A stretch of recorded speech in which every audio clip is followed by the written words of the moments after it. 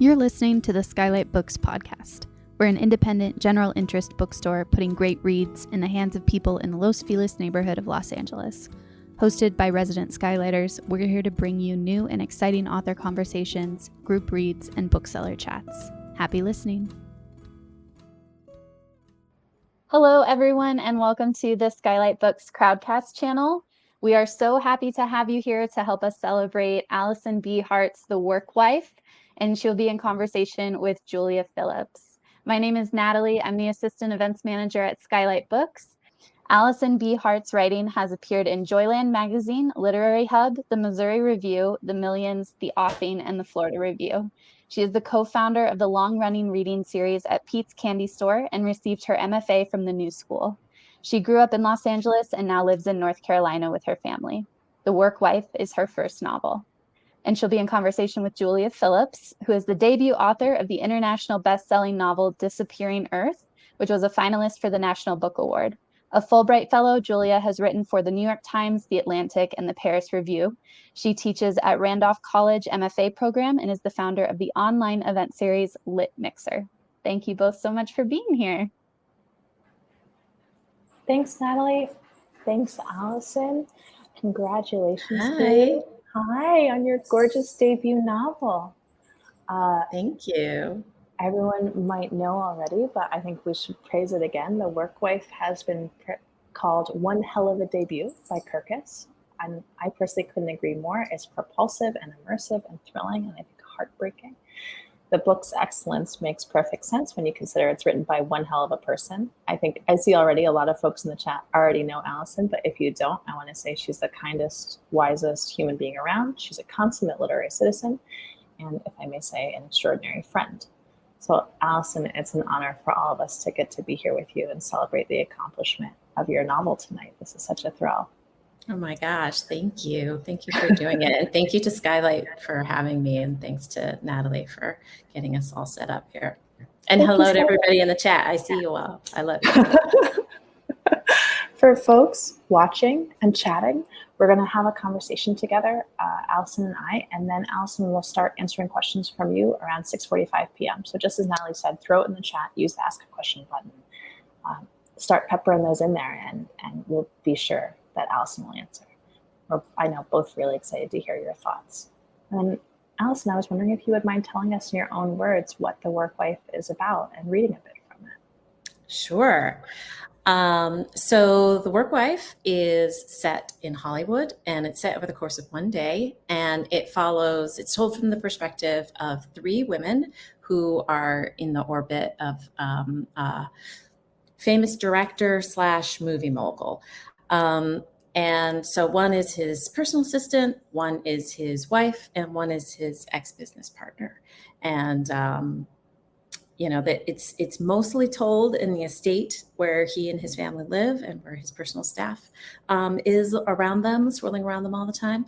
And there's a big fundraising party happening in the evening. And so all of these women are eventually going to make their way there, and they all have secrets, and things happen. So that's broadly what it's about. I'm going to read a short section from chapter 1, which is told from Zanne's point of view. Zanne is the personal assistant. So what you need to know is Zanne is 38. She works at the estate. In the back of the estate is like a ring of cottages where all of the staff is working in each of these little cottages. And so on the day that the book takes place, Zanne is covering for the chief of staff. So it's a really big day for her, because if she's doing a good job, she might get promoted to chief of staff. And, she's also got a lot of concerns about the party going well tonight. So here we go. At 6:30 a.m., an email crashed into Zanne's inbox, shattering her flow. Monkey got loose in the server cage. Come quick. 90 seconds later, Zanne stood among the small crowd of landscapers gathered at the end of a long hall in the IT cottage, fingers pressed against their ears to tune out the high-pitched screeching. She poked her head inside the server room to confirm with her eyes what her ears already knew. Yep, that right there, crouched atop the racks, was Alfie, an escaped capuchin monkey that was supposed to be adorable in a suit and well-behaved and good with all people, including children. Instead, he was losing it. Shit show, Zanne said under her breath. If only Bill, the animal handler, had arrived on time at 10 a.m. instead of keeping farmer's hours, this would have been the events team's problem and not hers. Then again, you could go down a rabbit hole of if-onlys. If only Holly Stabler hadn't thought a jungle nursery theme for tonight's party would be cute. If only academic jobs grew on trees. If only capitalism didn't exist. Life had taught Zanne to let go of hypotheticals and deal with the conditions before her. She shouted at the others, "Where's Bill?" One of them pointed to the storage room next door, where a ladder was set up beneath the access panel to the cottage's attic. She climbed up and popped her head in the vaulted space. "How's it going, Bill?" she hollered. Bill Jorgensen, solidly built with a full beard that had already gone white, could have had a thriving film and TV career as Santa Claus. Surprised to see her, he hiked up his jeans by the belt. "I thought maybe I could get him from above, but if I punch down through the ceiling, I'll get debris all over him." "And the server," she shouted. "That too," he said, nodding. Jesus Christ, Zanne said quietly, wondering for the millionth time how so many men got their stellar reputations when all she'd ever seen them be was average. "Come on down, Bill," she said. Zanne hopped off the ladder and went down the hall to where the IT workstations were set up. She followed the maze of gates strong enough to protect state secrets, grabbed the server cage keys from the safe, and doubled back in time to find Bill pleading with Alfie to settle down, bud. Alfie would not. At the sight of Zanne, he shrieked his displeasure. She flinched. What was that sound? Part pig, part cricket, part laser to the meat of her brain. She put the key in the padlock and paused. "Now, Bill," she said, "when I open this cage, are we going to have a problem?" "Alfie's my best baby. Don't worry, I got this." "Okay, get ready." Zanne turned the key in the padlock and opened the cage door. Alfie stopped vocalizing, watching with interest, as Bill walked in to comfort him, arms outstretched as if reaching for his son. "That's right, bud. You're such a good boy." Or was he? Alfie screeched, jumped on Bill's head, punched him in the ear, and scrambled down his back and out of the cage. Zanne watched it happen, powerless to do anything but jump out of the way. Bill spun around like a confused tornado. Out in the hall, the landscapers let out a chorus of expletives. Bill tore after his monkey, down the corridor and out the front door, the men close at their heels, leaving behind a stench that reeked of smoke, something electric, and faintly of urine. An archipelago of droplets lay on the tile floor, and the main server began to hiss. "Fuck me," Zanne said. She pulled out her phone and dialed the IT manager. "I'm 20 minutes out," he said, a note of panic in his voice as if he'd been caught out past curfew. The monkey pissed on the server. "We need to switch over to the backup." Zanne could hear his gears turning, trying to yoke those three disparate words, monkey, pissed, and server, into the kind of logic problem MIT had trained him to solve. "Now, Greg, talk me through it," she said. The next 10 minutes were tense and ridiculous. Not the red wire, I said the blue wire, like they were in their own buddy cop movie. But also strangely satisfying for Zanne.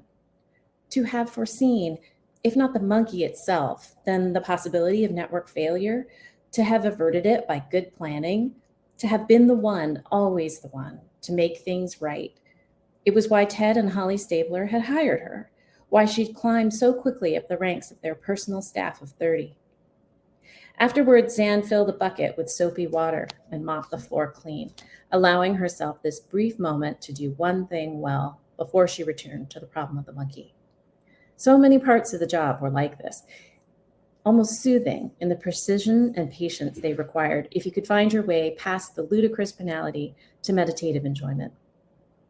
She made it outside just as Bill coaxed Alfie down from a fig tree, slipping a leash over the monkey's head. Zanne tugged at her short black hair. Nothing surprised her about this job anymore.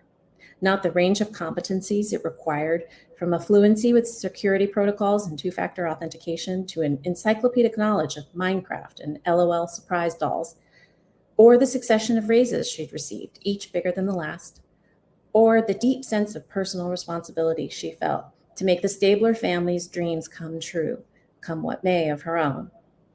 Now she could add monkey wrangling to her resume, too. What'd I tell you? Bill said, beaming at Zanne, as if he'd just lassoed the moon. Alfie's fired, Bill, she said. Today was too important to the stablers and to her future here to be derailed by predictable chaos. Zanne would keep this day on track, and nothing, not an ill-behaved monkey or a tech disaster or a ho-hum party, would get in her way. Ta-da! The stage is set. Ta-da, indeed. Alison, so good, so good. Oh my gosh, I have so many questions for you. I have questions for you about the pacing. I have questions for you about, well, I want to ask you questions now about monkey research and how you research the noise of, how do you know the noise of a capuchin monkey, half cricket, half pig? You have a daughter who will help you Google videos, and then you just watch them. And then you realize that they are very cute and excitable, and that you could never possibly want to be that close to the sound. Like just on the video is enough for me. And they sound like they're just full of urine at all, like just. I mean, that's how I imagine them. I don't know. Like the excitement would just like make it happen, I think. Of course. Yeah, but I'm ready for an animal expert to correct me on that. Well, let's see if anyone's in the chat. Any monkey wranglers? I can imagine. This is a very LA book. This is a very LA, bookstore. So maybe we have our monkey wranglers here, just as they are in the novel. Also, it's such a pleasure to get to talk with you during the first few days your book is in the world. Now we all get to say, all of us, that we were here when it started. So, 2 days into pub week, right? The book came out on Tuesday. How are you doing? How are you feeling? What's the vibe? I'm feeling good. The vibe is good. The vibe is a little tired, but the vibe is really good. No, it's been just like really lovely. Like on Tuesday, I was just joking that it was like my wedding day. Like it was just so much energy and like all these people that you know from all the different pockets of your life. And so many people here on this chat who were also there at my wedding. So it's a little like, and then like 3 days before that, it felt a little like I was 9 months pregnant. So it's definitely like all the big life moments for sure. Yes, all of them. But and I don't sleep very well, but good. It's good. Yeah. It's really good. Yeah. And just every big life event rolled up into one. Yeah. Will you give us the kind of origin story for this momentous occasion? How did the work wife come to be? What inspired the story? What road did it travel before it arrived as a book that we can hold in our hands? Sure. So a couple of things. So the first one is that I myself worked as a personal staff for a wealthy family. Completely different situation. Very important just to mention that this is like a work of fiction, total fiction. I'm not trying to like draw from my own personal experience. But I did do that work for a number of years. And, it's a bizarre situation. I think, even the people I worked for would agree.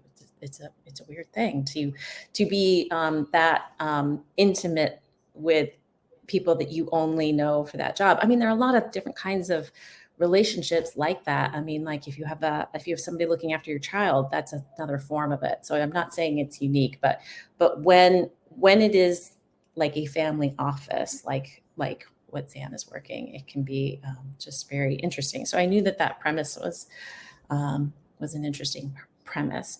But when I first tried to write about it many years ago, I saw the whole thing differently. And I was picturing it as a collection of linked stories, which was when you and I met because you were working on Disappearing Earth as well, which, eventually morphed into a novel, but definitely started with the kernel of these stories. So I think you and I are drawn to similar things there. Like I always liked having that like canvas of characters, but when I was thinking of it, in the very center were some of the characters in the current book as it is now, but it rippled out. It was trying to be like a visit from the Goon Squad, which like there can only be one. Jennifer Egan already did it. Sorry. I think a great role model, model for all of us. Right. Excellent book. Why shouldn't we all try and do that? Absolutely. So I was thinking of it as stories, and they were all like a different view on marriage, but it didn't sell. Lovely book, didn't sell. And so I moved on and started writing other books, and then over time realized, I think I'm more of a novelist. I think I understand kind of how novels are put together. Maybe not better than a short story collection, but I just do. I feel like I started feeling the pull towards novels. And over time, I started to like think back to these characters and think about how I would do it if I were going to do it as a novel. And it was, it would be very different. I would get rid of all the ripples on the edges, and I would focus in the center, and I would, it would have a different shape and span of time. It would be one day.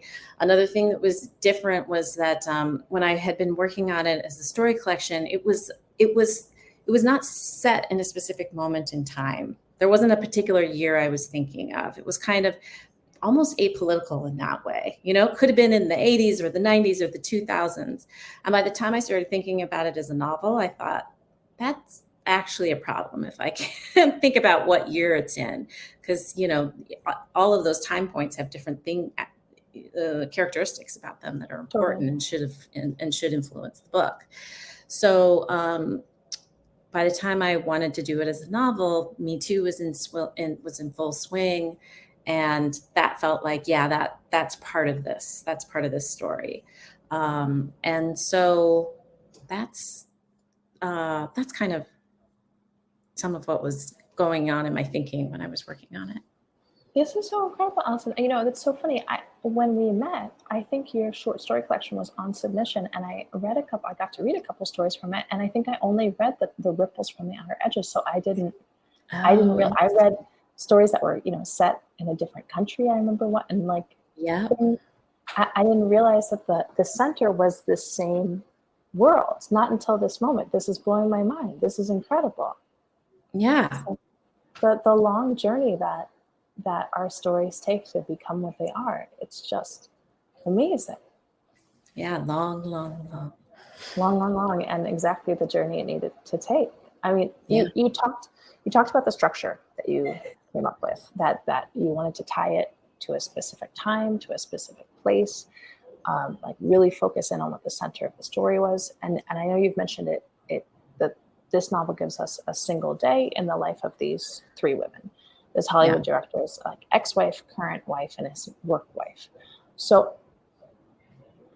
can you talk a little bit more about the sort of decision to land on, or the moment of revelation to land on that story shape and those characters, and then how you channeled each of their distinct voices? Each of them is so different, and they have these roles that are in some ways overlapping, and in other ways so distinct from each other. Yeah. How'd you get to them?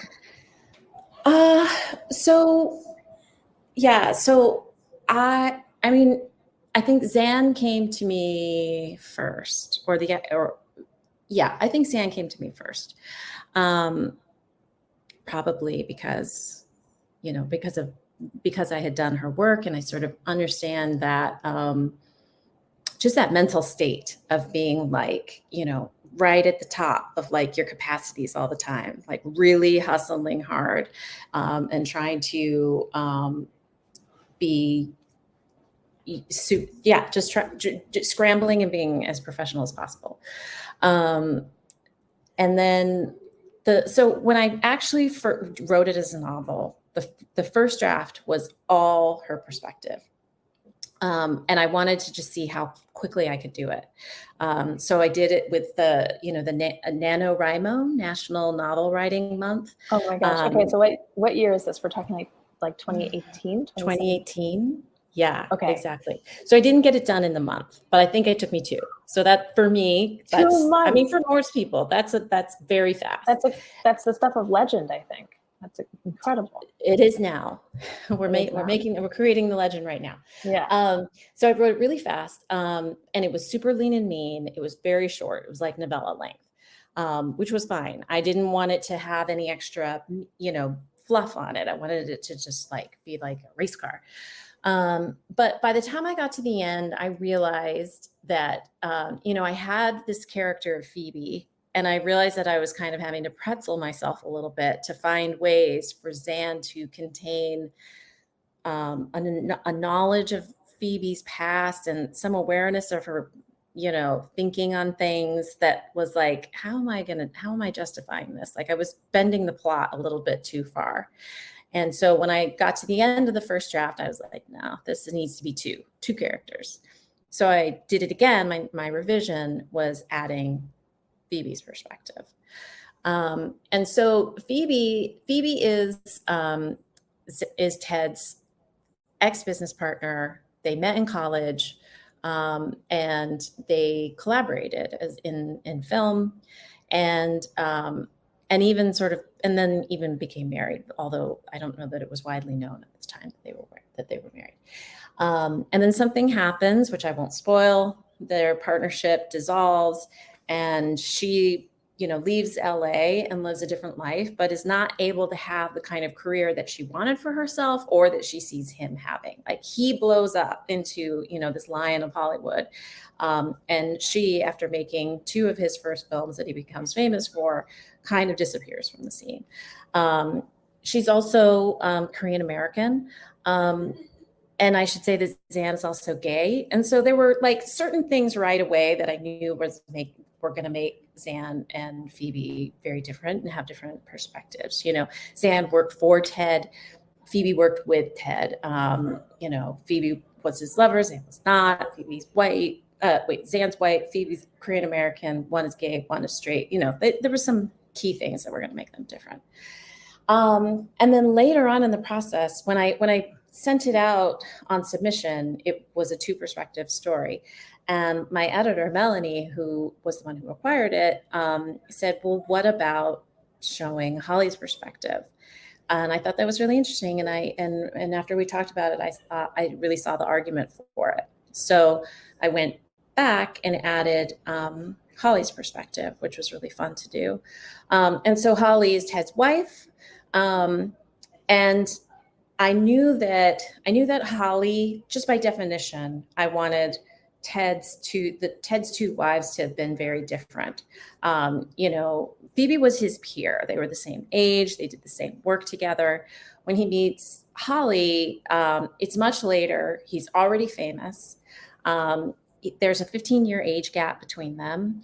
And so he's a trustee. Among his many things that he does, he is also the trustee at an art school where Holly was a student. And so that's how they met. So there was always kind of a power imbalance.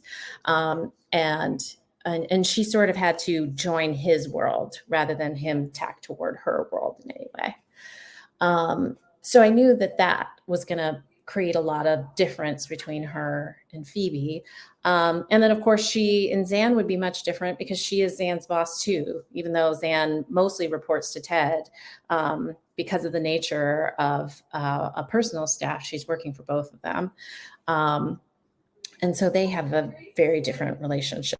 Zanne thinks of herself as extremely capable, and she thinks of Holly as somebody who's sort of got a little bit of a learned helplessness about her. So yeah, it can be very easy to kind of write with your own same psychology for all 3 characters. So I knew I needed to come up with some structural ways to make them very different from each other so that I wouldn't do that, because it's an easy thing to fall into, as I'm sure you know too. Not because I've seen you do it, just because you're such a good writer too. You know the pitfalls as well. And I think you are, as you are perceptive in life, I think really perceptive on the page. I find that sometimes I try to differentiate folks, but then give them one overlapping quality that is mine, that I don't realize I have. And I think you just do such a good job at teasing your characters apart and making sure that they're in thrilling tension with each other. One, I think, very deliberate overlap with all 3 of these focus characters is that they grapple with, in some way, with how the demands of their lives have forced them to change their relationship with their art. And I would say compromise in their art sometimes, or have to face compromising in their art. And you're a working writer yourself. You I'm sure know this struggle intimately. How did you develop each of their separate relationships with, and also the kind of compromises they need to struggle with for their artistic passions? Yeah, that's a good question. I feel like this one might be something that I did kind of in the back of my head a little bit, So, Holly is an artist who still, she kind of more dabbles now, right? Her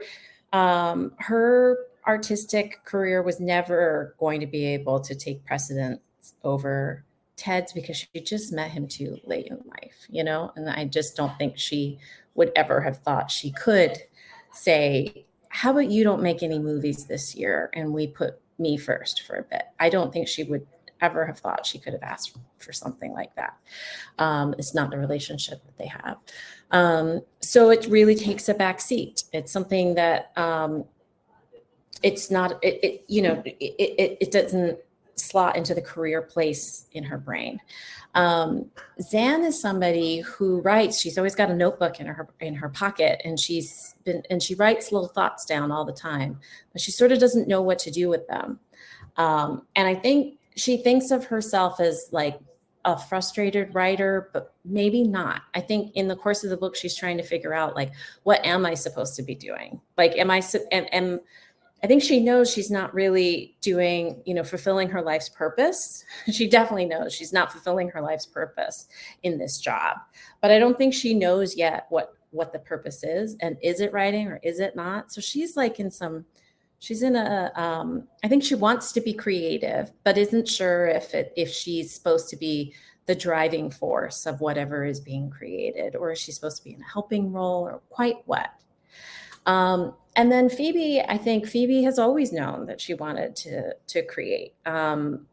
She loved film even as a little girl. She felt like a little bit of an oddball in her world for how much she loved it.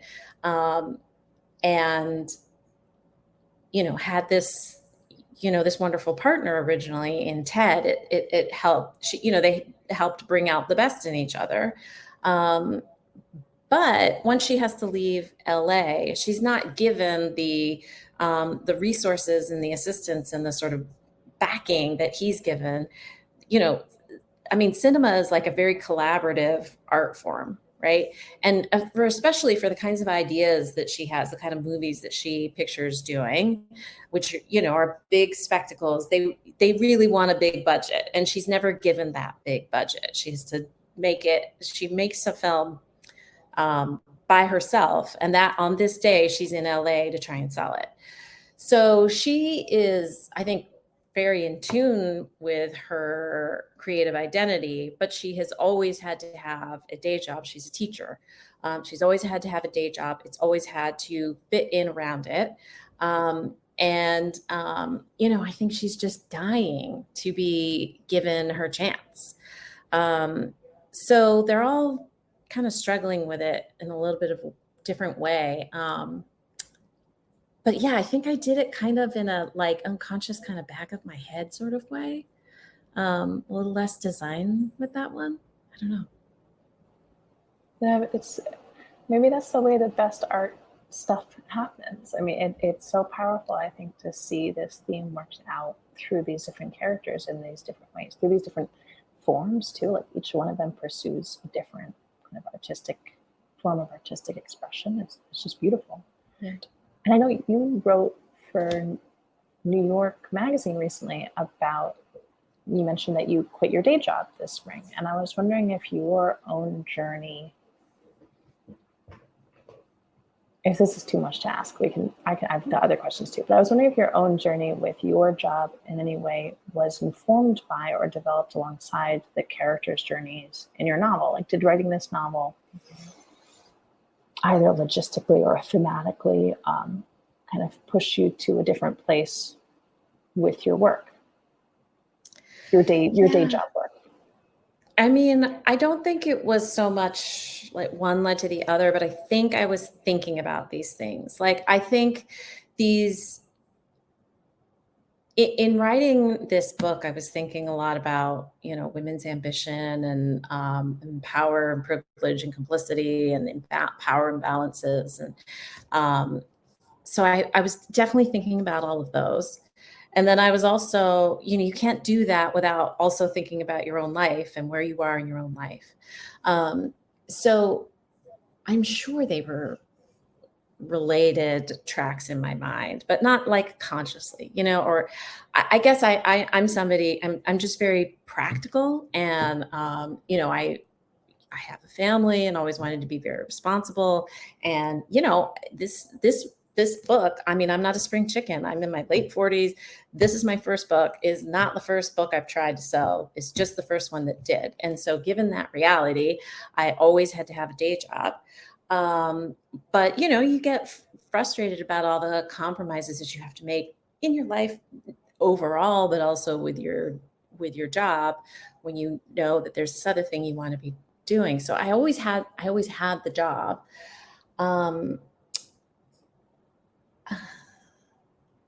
I think, I think the things that I was thinking about work, about like, what can we reasonably expect work to give us? What can we reasonably get from these relationships? How mutual can these relationships that we're having be?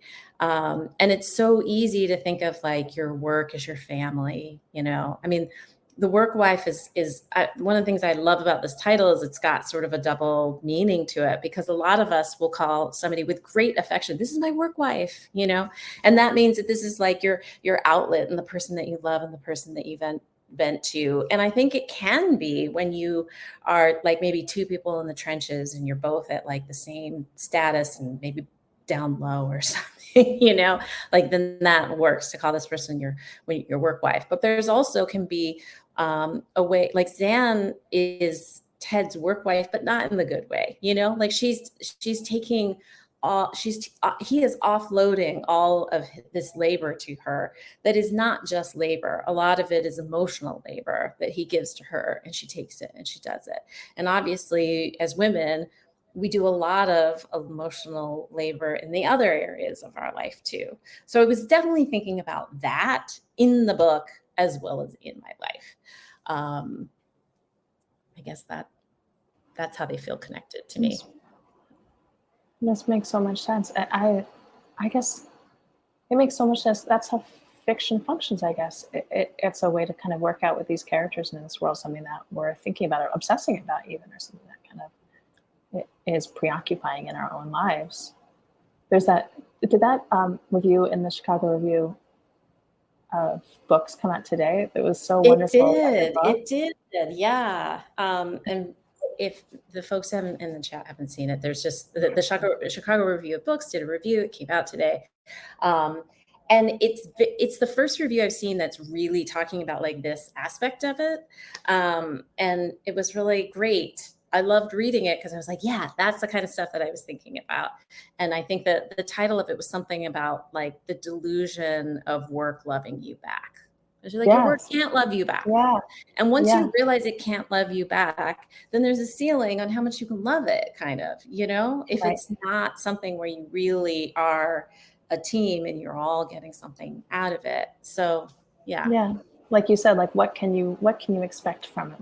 What do you want it to give you? Do you want it to give you love? If that's the case, you may be disappointed. Yeah. And I think Zanne's deal is, I'm not going to ask it to give me any of that. She thinks she's like smarter than everybody else. Like, hey, we all know the bargain that we've made. It's just giving us money. That's it. Like, and so as long as you're cool with that, then great. And I've certainly had times where I've tried to like operate by that as well. Like this doesn't have to be everything for me. It's just the money. And that's great. But in her case, not always great. Not great, not great, Bob, because she's being pulled into some work that's really compromising for her. And if all she's getting out of it is the money, that's not great. Absolutely.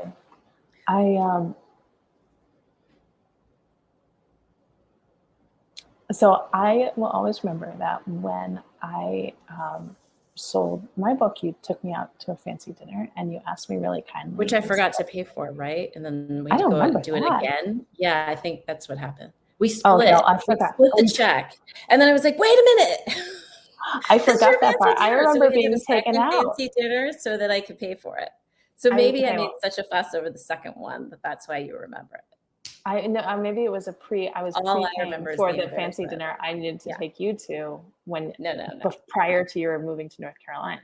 But I remember at that dinner you're saying like, so are you in therapy? Because if not, now is a good time to start. And this was the best possible pre-publication advice. Like I tell it to people all the time. I take that question. I always credit. I'm like, Alison Hart told me that now is the perfect time to start therapy. And now it was really good. And now I want to use this obviously public forum to turn it back around on you. I was wondering how you took care of yourself, whatever way you took care of yourself during the writing and publication process in this book, and how you kind of navigated the stresses of not only forming this fictional world, but putting it out into the non-fictional world. It's a lot to do. It is. Well, shout out to my therapist, because Always. I've been in therapy for a long time, so that was super helpful. Yeah, it was tricky because it all went down during the pandemic. You know, I was revising it when the pandemic hit, and then I had to stop for a while because didn't we all? You know, you were so terrified about what was going on in the world and didn't know if there would even be like books at the end of it. So yeah, when it sold on election day in 2020, and then I was revising it during it, and I had a new job that the job that I have now quit, but I started that like 1 week into the lockdown. So it was a really stressful time. So I definitely needed a lot of help from my family, you know, from my husband and my daughter, to just understand that there were going to be times where I was just like up to here with like work, and then also revising and, you know, what have you. I think another thing I did to take care of myself was quitting the job, honestly. You know, it wasn't something that I went in with a master plan about, like, how, you know, I wasn't like figuring out numbers on the back of a spreadsheet, like how much money can I make and then I'm going to quit. You know, my plan honestly was to do both, because it always seems like the smartest thing. Have a job, so you don't need to rely on this and worry and da da da. And eventually I just realized, I was like, oh God, I can't. I'm trying to do both and I can't do both. And I had to choose the thing that, you know, I knew that if I didn't do my best job with this book, I was going to be so crushed and disappointed with myself. So that was a big one too, was quitting. That's a huge one. Yeah. So yeah, I mean, honestly, I think a lot of it is like therapy, marry the right person, and quit my job. And then walks. Walks are always good. I think to me that seems like the four pillars. The four essential pillars of a perfect life. I can't imagine like a better way to be an adult than that. That sounds pretty ideal. I have read some interviews where you talk about kind of over the course of your writing career, moving to, as you said, like this manuscript has gone on a long journey. This is not the first book you've written.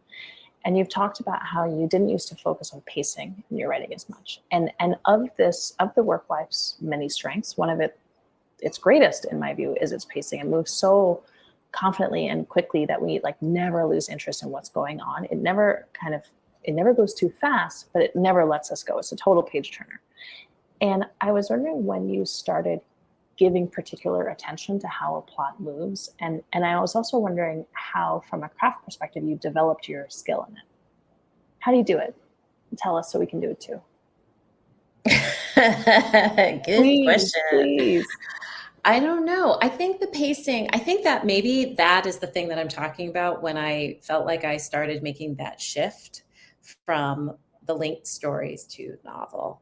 Because I feel like a linked story, the pacing, you're supposed to be able to take as long or as little as you want with story collection, right? Lots of people, when they're reading a story collection, will put it down and then come back like a week later. Like you want to like pause at the end of a story and like just like let it sit with you for a little bit but that's not the feeling you're supposed to have at the end of a chapter, right? Like at the end of a chapter, you want to go straight to the next chapter. Like it's the next episode of a TV show you're binging and you just want to keep going and find out what goes next.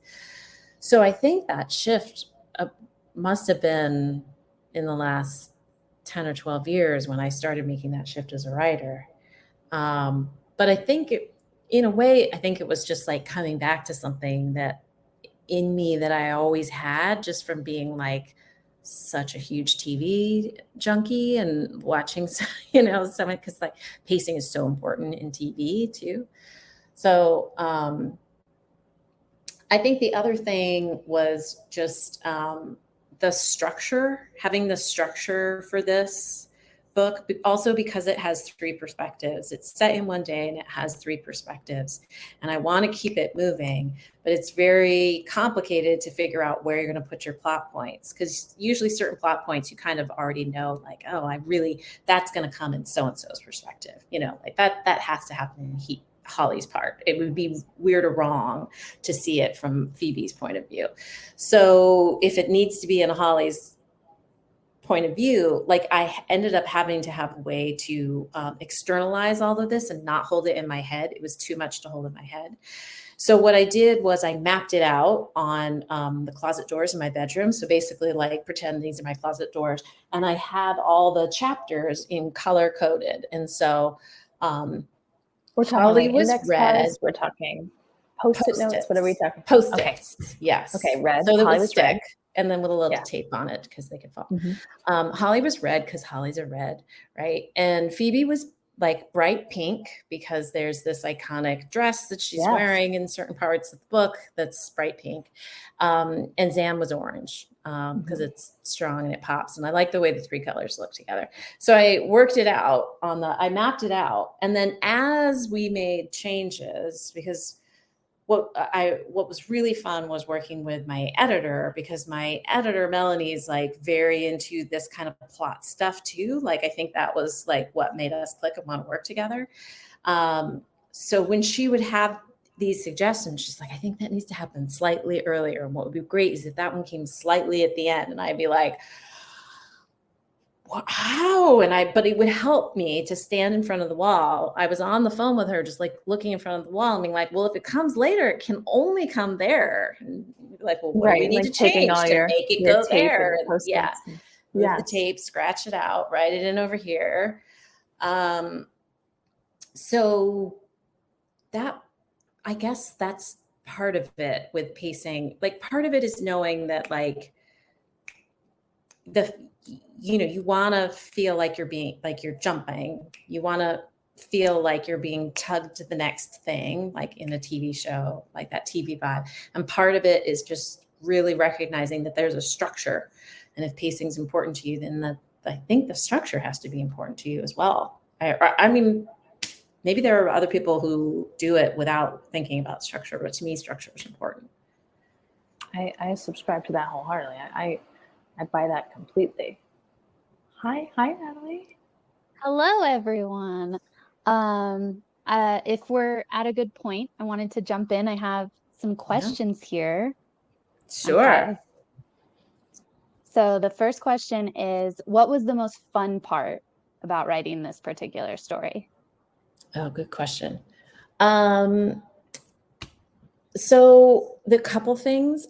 One thing that was really fun is, the book starts with Zanne's morning at work. You see her when she has just arrived, and it ends at the end of her workday. So the spine to me in some ways is just her workday. So it was really fun, just like throwing one thing after another onto her plate that she had to deal with. And sort of putting her in these tight spots, like kind of putting the squeeze to her. Like if I had a day like that, I would have quit for sure.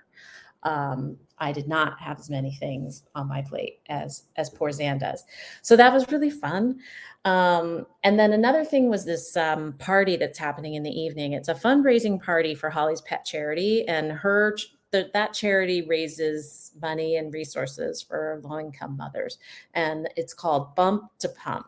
And so having this theme that's like a children's jungle nursery theme, and the words bump to pump, and like thinking about like, well, who would the sponsors be, and what are the drinks, and what are the servers wearing, what's the music, but like having that in your head, and then realizing that it can be done there is basically no budget.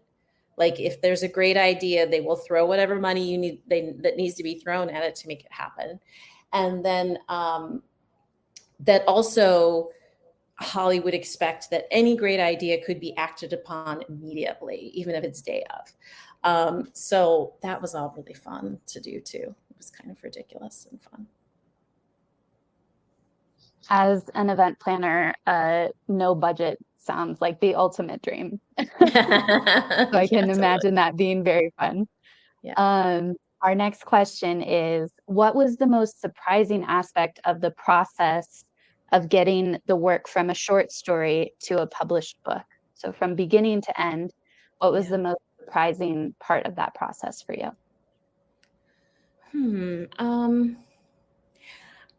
I guess just that it even worked, like here we are, and that like finally happened, because there were, a lot of different points at which I was told no. So just the fact that I ever got to a yes, and that in my case, the yes happened on election day. Like I remember when I was told that I would hear something on election day. Like, I mean, we're talking about Joe Biden and Donald Trump election day, that election day. And I was like, sure we are.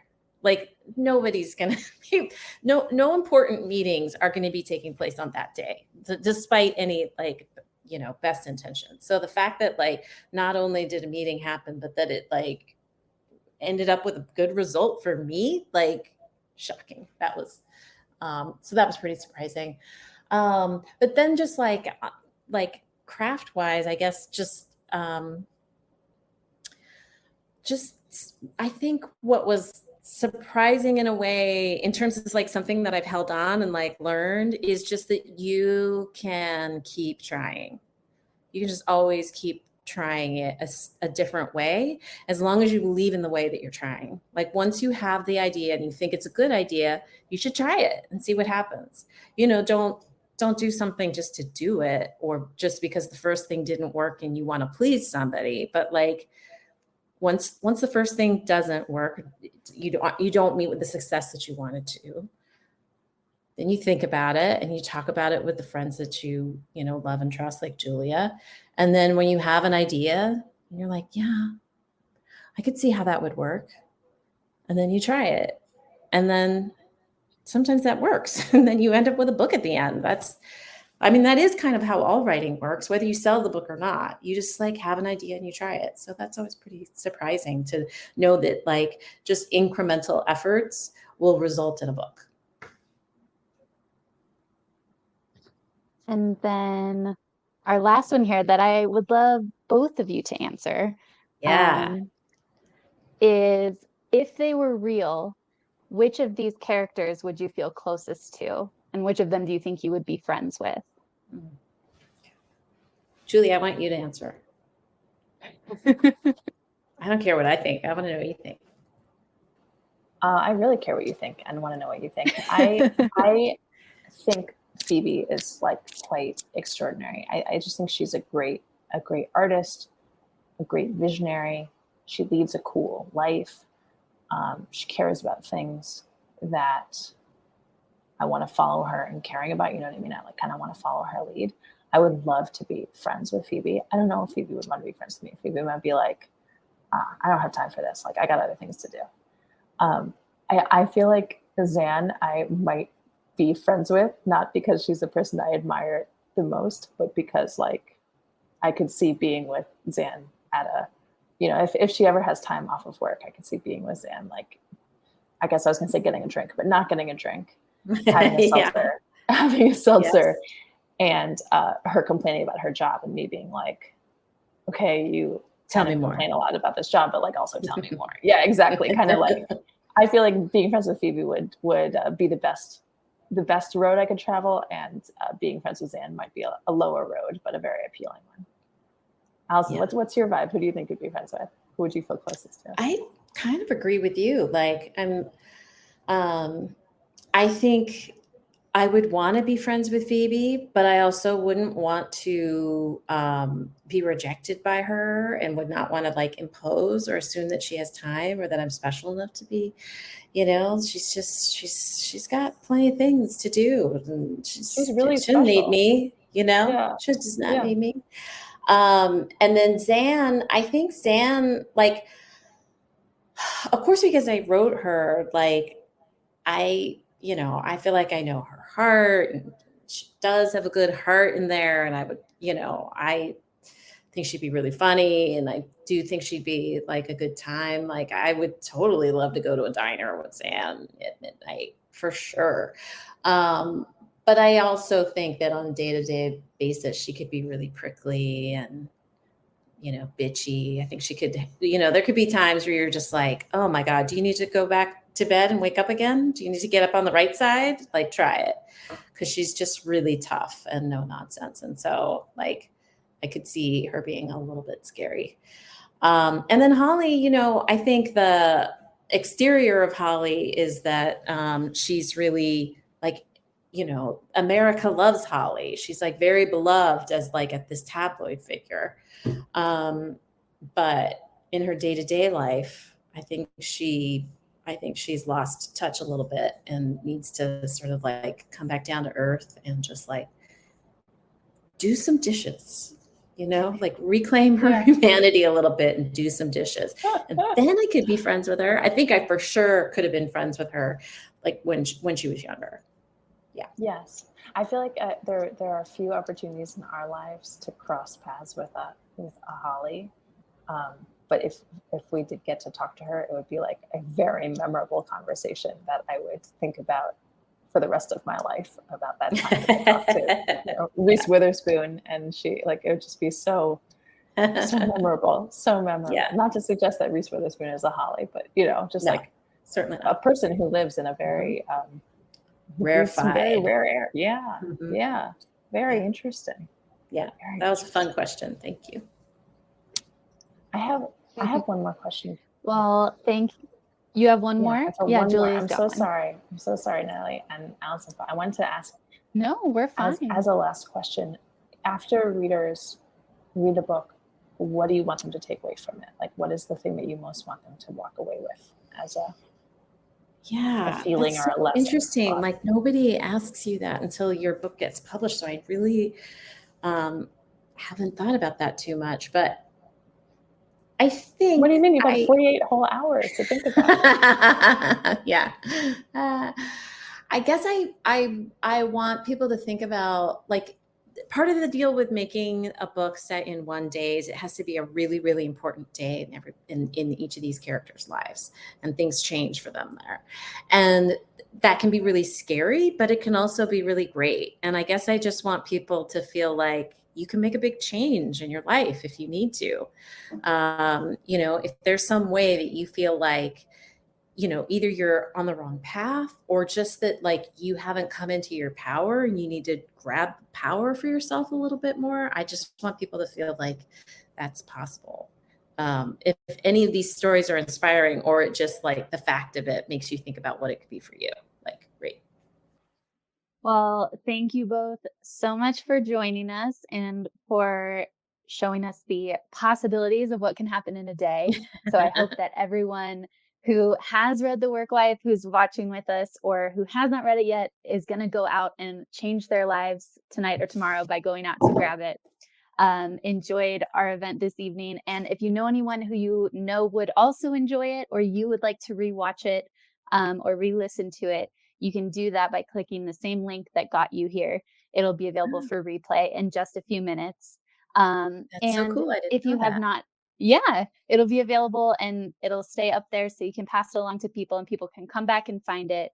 And if you have not gotten your copy of the book yet, or you know someone who would love it, which I'm sure we all do, you can click the shiny green button at the bottom of your screen to order one from Skylight Books. Thank you all so much for joining us, and we hope to see you around soon. Thank you, everybody. Thank you for listening to the Skylight Books podcast series. Please don't forget to visit our website at skylightbooks.com and make sure to follow us on Twitter and Instagram. Also, don't forget to subscribe to this podcast for more author talks and bookseller conversations. You can find us on Podbean, iTunes, and Spotify. Stay safe and healthy, and we hope to see you back in our store soon.